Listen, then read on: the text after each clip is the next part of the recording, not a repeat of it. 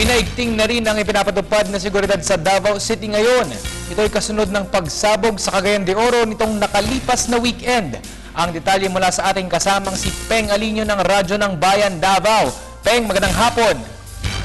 Magandang hapon, Sandro. Mas lalo pang pinaigting ng Task Force Davao, katuwang ang pulisya, ang buong palibot ng Davao City matapos ang naganap na pambobomba sa Cagayan de Oro City na kumitin ng 8 katao at pagkasugat na mahigit 30 iba pa.